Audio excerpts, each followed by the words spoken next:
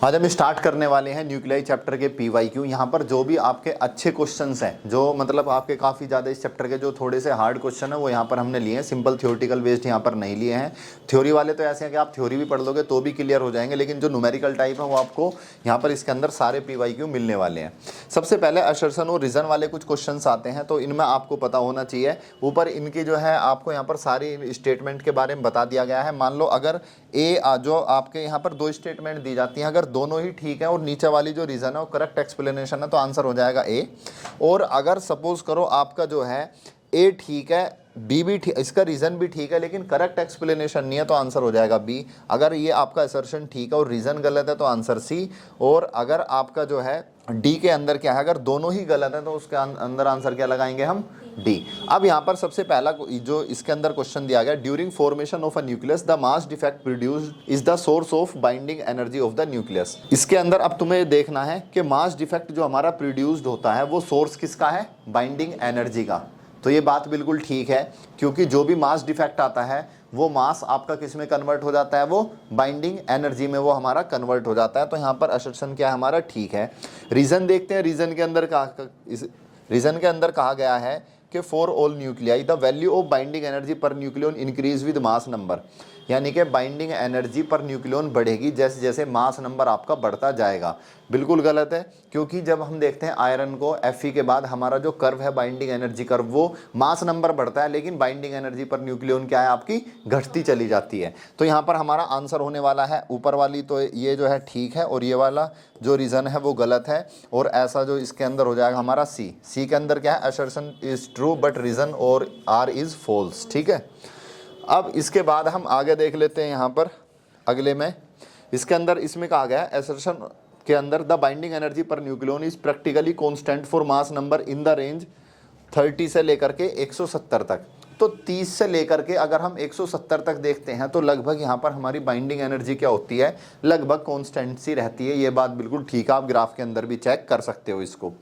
लेकिन इसके अंदर रीज़न क्या दिया गया है, रीज़न क्या है कि nuclear force between the nucleons of mass number in the range 30 से लेकर के 170 आर नॉट शॉर्ट रेंज। क्या है, शॉर्ट रेंज, मतलब न्यूक्लियर फोर्स जो आपका शॉर्ट रेंज फोर्स नहीं है इसके बीच में, बिल्कुल गलत है, शॉर्ट रेंज ही फोर्स रहता है। तो यहाँ भी आंसर क्या होने वाला हमारा, सी होने वाला है। ठीक है। अगला क्वेश्चन है ये रहा हमारा, ये 2024 में पूछा गया है, उससे पहले वाले 25 में पूछे गए हैं। आपके स्टेटमेंट दी गई है nuclear fission reaction are responsible for energy generation in the sun. Sun के अंदर न्यूक्लियर फिजन नहीं होता, न्यूक्लियर फ्यूजन होता है। ठीक है। तो यहाँ पर स्टेटमेंट ही हमारी गलत हो गई। उसका जो रीज़न दिया गया है, रीज़न देखो, light nuclei fuse together in the nuclear fission reaction. Nuclear fission reaction के अंदर न्यूक्लियाई फ्यूज नहीं करते, स्प्लिट होते हैं, टूटते हैं। तो यहाँ पर दोनों गलत होंगे और दोनों गलत होंगे तो हमारा आंसर क्या होगा, हमारा यहाँ पर डी आंसर हमारा यहाँ पर होगा। ठीक है। इसके बाद अगला क्वेश्चन है हमारा, यहाँ पर क्या है, जो न्यूक्लियस हमें दिया गया है, जो स्टेटमेंट में कि न्यूक्लियस दिया गया है जिसका आपका एटॉमिक नंबर 3 और मास नंबर कितना है, 7 है, is more stable then the nucleus this, यानी कि ये वाला न्यूक्लियस इस वाले न्यूक्लियस से ज़्यादा स्टेबल है। अब हमें कैसे पता चलेगा कि न्यूक्लियस आपका ज़्यादा स्टेबल है, जिसके अंदर ज़्यादा नंबर ऑफ न्यूट्रॉन्स होंगे वो ज़्यादा स्टेबल होगा। तो यहाँ पर नंबर ऑफ न्यूट्रॉन्स कितने इसके अंदर, 7 में से 3 घटा दो 4, और यहाँ 4 में से 3 जाएंगे 1। तो इसके नंबर ऑफ न्यूट्रॉन्स कम है, इसके नंबर ऑफ न्यूट्रॉन्स ज़्यादा है, तो इसलिए क्या है आपका ज़्यादा स्टेबल है। तो यहाँ पर स्टेटमेंट आपकी ठीक है। रीज़न देखते हैं, रीज़न इन्होंने क्या कहा है कि इनके अंदर जो है इस वाले एलिमेंट के अंदर जो ये न्यूक्लियस है आपका, इस वाले न्यूक्लियस के अंदर आपके प्रोटॉन्स ज़्यादा हैं। ये कह रहे हैं इससे इसमें प्रोटॉन्स ज़्यादा है। प्रोटॉन तो ज़्यादा है ही नहीं, प्रोटॉन तो दोनों में सेम है, 3 इसमें 3 इसमें। ठीक है। तो रीज़न क्या हो जाएगा यहाँ पर गलत, तो यहाँ इसका आंसर क्या होने वाला है आपका सी होगा। ठीक है। अब इसके बाद हम अगला क्वेश्चन देख लेते हैं। अगला क्वेश्चन है जो आपके 2023 के अंदर पूछा गया है, the difference in the mass of, ये न्यूक्लियस है, and the total mass of its constituent nucleons is 21 U। यानी कि यहाँ पर हमें दे रखा है ये मास डिफेक्ट, क्या दे रखा है भाई, मास डिफरेंस दे रखा है न्यूक्लियस का और उसके न्यूक्लियंस का। तो क्या होता है वो आपका मास डिफेक्ट होता है। तो यहाँ पर मुझे मास डिफेक्ट दे दिया है कितना, 21 U। हमने देखा था इसको AMU को U भी लिख देते हैं, AMU ये, ठीक है, एटॉमिक मास यूनिट जो थी हमारी। अब इसमें पूछा है the binding energy per nucleon for this nucleus is equal to the energy equivalent of. हमें बाइंडिंग एनर्जी पर न्यूक्लियन निकालनी है इसके अंदर, वो इसमें किसके वो बराबर होगी, लगभग किसके इक्विवेलेंट होगी। तो हमारा उसका फॉर्मूला क्या होता है बाइंडिंग एनर्जी का? बाइंडिंग एनर्जी का हमारा फॉर्मूला है मास डिफेक्ट इनटू में स्पीड ऑफ लाइट का square according to Einstein equation. अब मुझसे पूछा गया बाइंडिंग एनर्जी पर न्यूक्लियन क्या है, तो बाइंडिंग एनर्जी पर न्यूक्लियन क्या होगी मेरी, उसको मास नंबर से क्या करूंगा मैं, डिवाइड कर दूंगा। बाइंडिंग एनर्जी पर न्यूक्लियन आ गई मेरी। मास डिफेक्ट कितना है मेरा 21, ठीक है।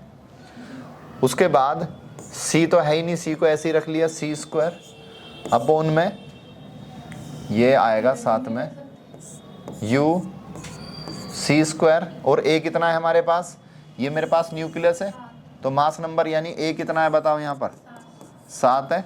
7 से डिवाइड कर देंगे, 7 से कैंसिल आउट होगा तो मेरे पास बचेगा 3U C स्क्वायर, ठीक है।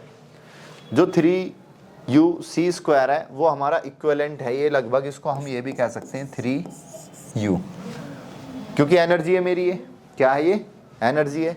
तो यहाँ पर मेरा कौन सा ऑप्शन सही होगा बताओ, तो यहाँ पर आंसर आ गया मेरा A। अब अगला क्वेश्चन है, इस तरह के न्यूमेरिकल हमारे एग्जाम में बहुत ज्यादा पूछे जाते हैं। Calculate the binding energy per nucleon of a helium nucleus. Helium का न्यूक्लियस है और इसके अंदर मुझे न्यूट्रॉन और इन सब की वैल्यूज यहाँ पर गिवन है। अब सबसे पहले मुझे अगर बाइंडिंग एनर्जी निकालनी है और पर न्यूक्लियन बाइंडिंग एनर्जी निकालनी है, तो सबसे पहले मुझे बाइंडिंग एनर्जी देखो, सबसे पहले मुझे निकालना पड़ेगा मास डिफेक्ट। सबसे पहले क्या निकालना पड़ेगा, मास डिफेक्ट। मास डिफेक्ट आ जाएगा तो बाइंडिंग एनर्जी निकालूंगा, बाइंडिंग एनर्जी आ जाएगी तो फिर मास नंबर से डिवाइड करके उसको क्या करेंगे हम, बाइंडिंग एनर्जी पर न्यूक्लियन निकाल देंगे।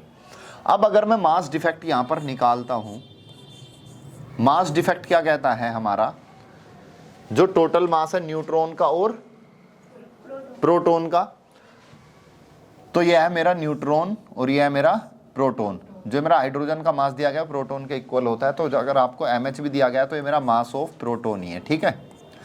तो मैं मेरे इसके अंदर न्यूट्रॉन कितने हैं मुझे ये भी पता होना चाहिए, न्यूट्रॉन कितने हैं इसके, मास नंबर में से 2 घटा दो, न्यूट्रॉन 2 हैं, ठीक है। और प्रोटॉन भी कितने हैं, 2 हैं। हीलियम के लिए भाई मेरे पास ये हीलियम है, ये इसका मास नंबर ये 2, तो इसके अगर मैं बात करूं न्यूट्रॉन की, तो न्यूट्रॉन भी 2 हैं और प्रोटॉन भी कितने हैं, 2 हैं, ठीक है। ये बात तो क्लियर हो गई। अब मैं मास डिफेक्ट निकाल लेता हूं यहां पर, या लिख सकते हो इसको 4 हीलियम, नंबर ऑफ न्यूट्रॉन कितने होंगे,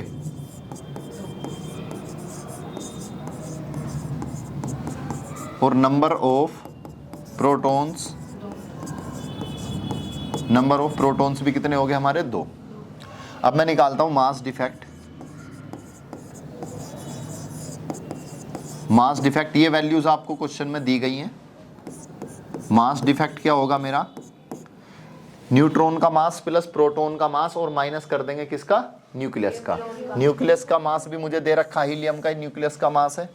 अब बताओ न्यूट्रॉन कितने मेरे 2, और इसका होगा mass of neutron plus 2 into में मास ऑफ प्रोटॉन, और माइनस कर देंगे किसका, मास ऑफ न्यूक्लियस का। मास ऑफ न्यूक्लियंस तो ये हो गए ना हमारे न्यूट्रॉन और प्रोटॉन, और यहाँ पर मास किसका माइनस कर देंगे, जो भी हमें हीलियम का मास दिया गया, हीलियम के न्यूक्लियस का ये, ठीक है। अब 2 कॉमन ले लूं, यहां से 2 मैंने कॉमन ले लिया। मास ऑफ न्यूट्रॉन कितना है, मास ऑफ न्यूट्रॉन ये दे रखा 1.00866, बड़े ध्यान से करेंगे इसको, प्लस मास ऑफ प्रोटॉन 1.00785, और माइनस किसका करना है हमें, हीलियम का, जो इसका न्यूक्लियस का है मास 4.002603। पहले इन दोनों को ऐड कर लो, ठीक है। ऐड करने का देखो ज़्यादातर इसमें बच्चे मिस्टेक कर देते हैं, क्योंकि डेसिमल और डेसिमल के बाद काफ़ी सारे नंबर आ रहे हैं हमारे।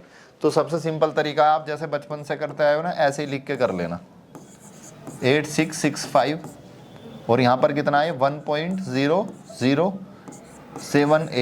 0.25, क्योंकि आपने एक भी नंबर इधर उधर करा, कम ज़्यादा हुआ तो आपका आंसर ही अलग आ जाएगा। तो मैं इनको अगर मैं ऐड करता हूँ तो कितना आएगा, 5 और 5 10, 6 और 2 8 और 1 9, 8 और 6 14 और 1 15, 8 और 7 15 और 1 16, 1 0.1 और 1 2, ये आ जाएगा। ठीक है ना, देखते रहना कहीं कोई मिस्टेक तो नहीं होगी है। अब मुझे बता, जो मैं इनको ऐड करूंगा उसके बाद 2 से मल्टीप्लाई करूंगा इसको, तो ऐड करने के बाद कितना आया मेरा 2.01659, जीरो तो ना भी लगाओ कोई दिक्कत नहीं। ठीक है, अब माइनस 4.0026003, अब मैं इसमें 2 से मल्टीप्लाई कर लूं, 2 से अगर इसमें मल्टीप्लाई करेंगे तो 0 18 2 5 10 11 2 6 12 और एक 13 3 0 4, ये आ गया। तो कुल मिला के मेरे पास आ गया 4.03318 माइनस कर देंगे 4.0026003, माइनस क्या करना है इसमें से 4.0026003। जब आप इसको माइनस करोगे तो अब यहाँ पर हमारी जो एग्जैक्ट वैल्यू आएगी 0.03137। ठीक है, तो ये आ गया हमारे पास मास डिफेक्ट। ये क्या आ गया, मास डिफेक्ट, मास डिफेक्ट की यूनिट AMU। ठीक है, अब मुझे क्या बतानी है यहाँ पर, बाइंडिंग एनर्जी बतानी है पर न्यूक्लियन। अब मैं बाइंडिंग एनर्जी जब मैं बताऊंगा तो बाइंडिंग एनर्जी के लिए क्या है, तो binding energy per nucleon mass defect upon में मास, इसका मास नंबर इनटू में c²।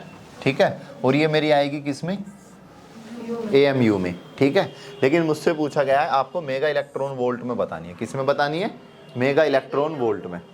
अब मेगा इलेक्ट्रॉन वोल्ट में करने के लिए मुझे 1 AMU की वैल्यू दे रखी है, कितनी, इतनी दे रखी है। अब यहाँ पर क्या है, हम वैल्यूज रख लें, डेल्टा M कितना आया मेरे पास 0.31377 इंटू में c² अपॉन में A, और 1 AMU की वैल्यू कितनी है 931.5 मेगा इलेक्ट्रॉन वोल्ट अपॉन में c², c से c कैंसिल आउट। अब मैं जो है यहाँ पर इसकी मल्टीप्लाई करने वाला हूँ, इनकी जब मल्टीप्लाई करेंगे आएगा 28.296 अपॉन में A, और ये आ गई आपकी एनर्जी किस में, मेगा इलेक्ट्रॉन वोल्ट में। अब मुझे क्या यहाँ पर मास नंबर से भी डिवाइड करना पड़ेगा। मास नंबर कितना है इसका 4, तो यहाँ पर इसकी वैल्यू डायरेक्ट 4 ही रख दो, अभी ये 4 रख दो एक ही जगह, और इससे जब हम डिवाइड करेंगे इसको तो कितना आएगा, ये आ जाएगा 4 7 28 4, ये आ गया। ठीक है, तो हमारे पास ये एनर्जी आ गई इतनी, कितनी 7.74 मेगा इलेक्ट्रॉन वोल्ट, और ये एनर्जी जो है मेरी पर न्यूक्लियन है, बाइंडिंग एनर्जी पर न्यूक्लियन, और कौन सी उसमें MeV के अंदर है। ठीक है, इसको आप याद रख लेना इस वैल्यू को। कई बार क्या है आपको नहीं दी जाती तो आपको पता होना चाहिए 1 AMU किसके बराबर है, 931.5 मेगा इलेक्ट्रॉन वोल्ट अपॉन में c²। तो ये क्वेश्चंस था, इन क्वेश्चंस को जो ना बड़े ध्यान से करना पड़ता है, क्योंकि अगर आपने जो भी थोड़ी सी भी मिस्टेक कर दी ना तो तुरंत ही सारी चीज़ें गलत हो जाएंगी, क्योंकि बहुत छोटी छोटी वैल्यूज़ हैं, डेसिमल में सारी वैल्यूज़ हैं, तो आप इनको इग्नोर भी नहीं कर सकते। अब ये क्वेश्चन अगला हमारा क्यू वैल्यू। क्यू वैल्यू के ऊपर न्यूमेरिकल भी पूछा जाता है। पहले थोड़ा सा मैं आपको लिखवा देता हूँ क्यू वैल्यू होती क्या है। क्यू वैल्यू क्या है, क्यू वैल्यू होती है जब हमारी कोई भी न्यूक्लियर रिएक्शन होती है उसके दौरान जो भी हमारी एनर्जी रिलीज होती है या एब्जॉर्ब होती है उसी को क्या कहते हैं, हम क्यू वैल्यू कहते हैं। तो इसको हम लिख सकते हैं it is the amount of energy, amount of energy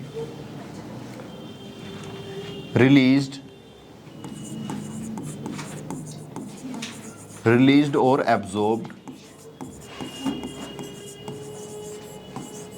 during during a nuclear reaction, during a, कभी कभी इसके बारे में वैसे भी लिखने को पूछ लेता है, इसलिए आपको पता होना चाहिए। During a nuclear reaction is called Q value, ठीक है। अब क्यू वैल्यू हम निकालते कैसे हैं ये भी देख लो, इसका फॉर्मूला क्या है क्यू वैल्यू का। आपको मास डिफरेंस निकालना है रिएक्टेंट का और प्रोडक्ट का। किसका? रिएक्टेंट का और प्रोडक्ट का। जो भी मास डिफरेंस आएगा उसको हम सी स्क्वायर से मल्टीप्लाई कर देंगे।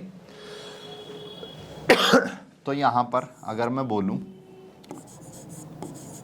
मास ऑफ रिएक्टेंट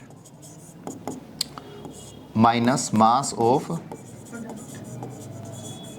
प्रोडक्ट इनटू में C square, mass of reactant minus mass of product into में सी स्क्वायर, यहां से मेरे पास क्या आ जाएगी, मेरे पास क्यू वैल्यू आ जाएगी। अब इस फॉर्मूले को हम यहां पर लगाने वाले हैं।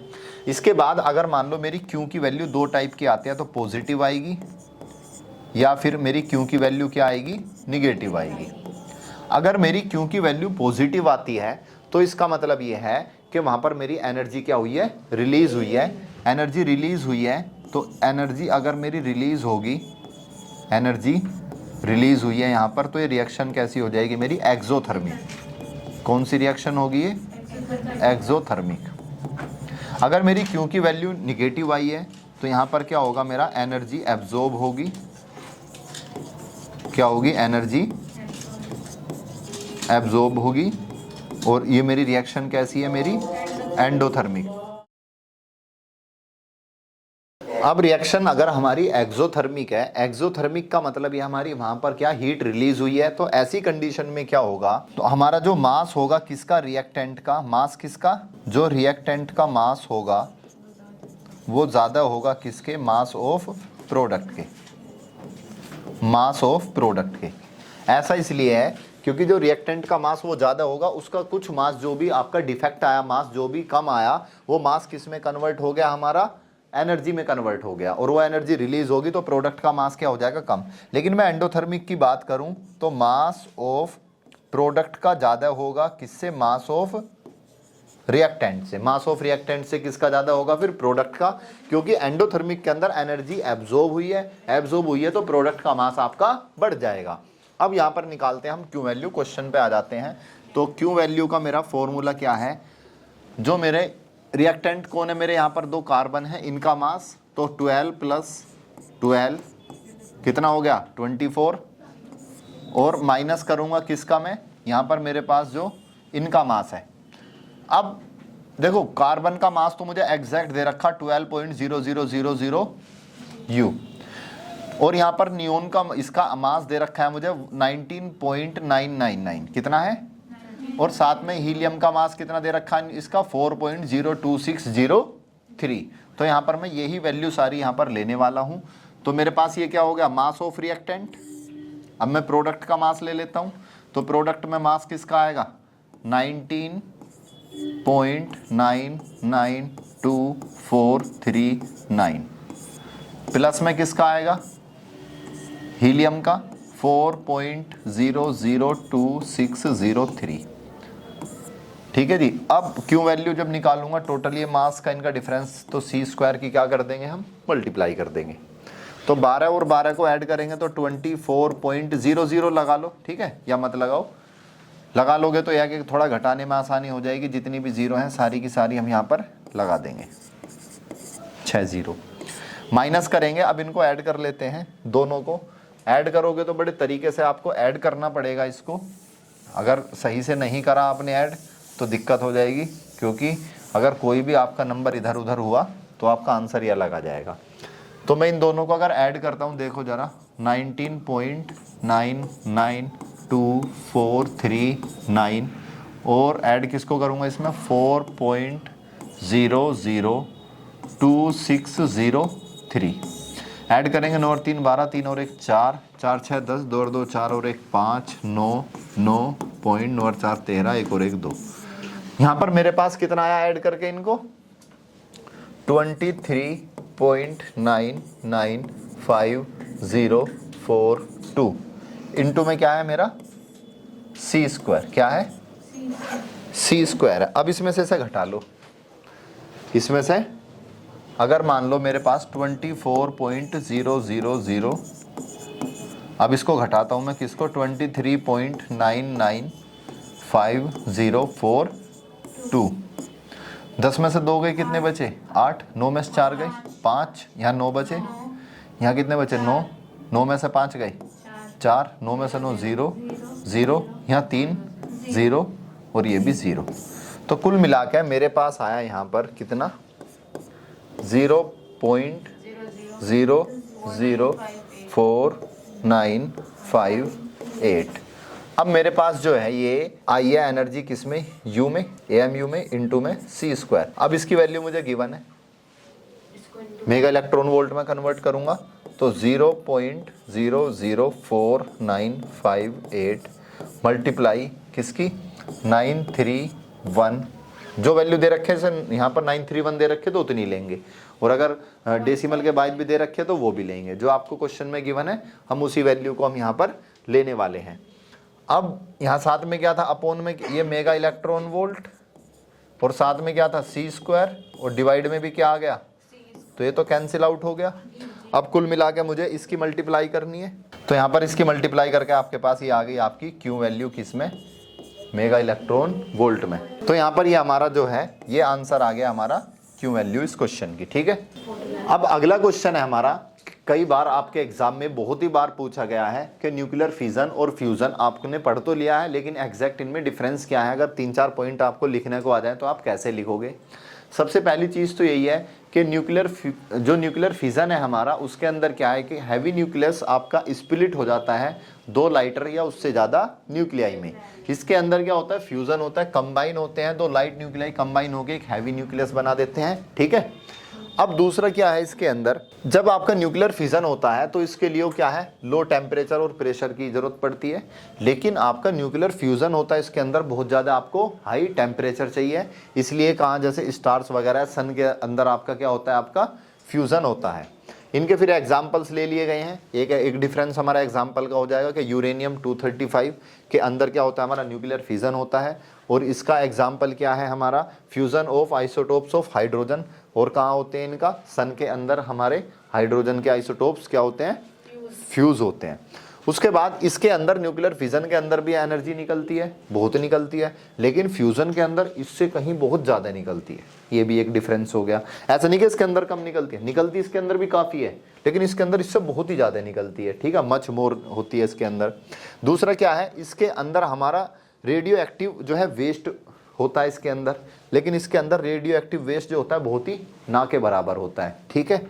और इसका जो यूज़ है आपका, वो आपका न्यूक्लियर रिएक्टर या फिर एटॉमिक बम में यूज़ होता है। और इसका यूज़ क्या है आपका, सन के अंदर तो आपने पढ़ाई है, और दूसरा क्या, हाइड्रोजन बम बनाने में, ठीक है। तो ये कुछ डिफरेंसेस हैं, बाकी आप अपने हिसाब से भी लिख सकते हो। इसमें कितने मार्क्स में पूछा गया है, 2 नंबर में पूछा गया है, 3 नंबर में पूछा गया। अगर 3 में पूछा गया है तो आपको इतने कम से कम पॉइंट इसमें लिखने पड़ेंगे। 2 में लिखा जाए तो आप कम भी लिख सकते हो, ठीक है। तो यहाँ पर हमने जो है इसके सारे क्वेश्चन लगभग जो कुछ अलग टाइप के क्वेश्चन थे वो सारे के सारे कवर कर लिए। बाकी आपने जो थ्योरी पढ़ी है वो सारे के सारे उससे कवर हो जाएंगे। अगर आपने चैप्टर नहीं देखा है तो डिस्क्रिप्शन में आपको लिंक मिल जाएगा, एक बार जाके उसको जरूर चेकआउट कर लें।